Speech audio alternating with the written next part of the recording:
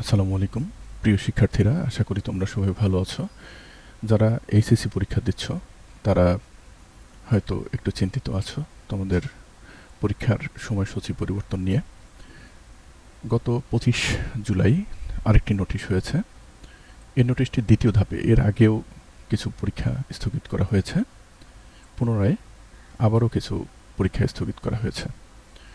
এখানে তোমরা দেখতে পাচ্ছ আগামী 28/7/2024 তারিখ থেকে 1/8/2024 তারিখ পর্যন্ত অনুষ্ঠিতব্য সকল শিক্ষা বোর্ডের এইচএসসি ও সমমান পরীক্ষা 2024 স্থগিত প্রসঙ্গে উপযুক্ত বিষয়ের পরিপ্রেক্ষিতে জানানো যাচ্ছে অনিবার্য কারণবশত আগামী 28/7/2024 তারিখ থেকে 1/8/2024 তারিখ পর্যন্ত অনুষ্ঠিতব্য সকল শিক্ষা বোর্ডের পরীক্ষাসমূহ স্থগিত করা হলো।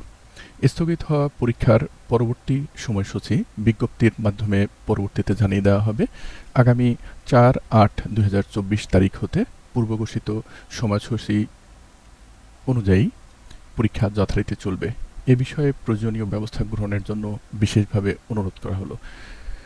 তো তোমরা দেখতে পাচ্ছ এখানে 28 জুলাই থেকে 1 আগস্ট পর্যন্ত যে পরীক্ষাগুলো ছিল সেগুলো আবার স্থগিত করা হয়েছে, এবং আরেকটি জিনিস এখানে বলা হয়েছে 4 আগস্ট থেকে যে পরীক্ষা ছিল সেটা পূর্বঘোষিত সময় অনুযায়ী যথারীতি চলবে।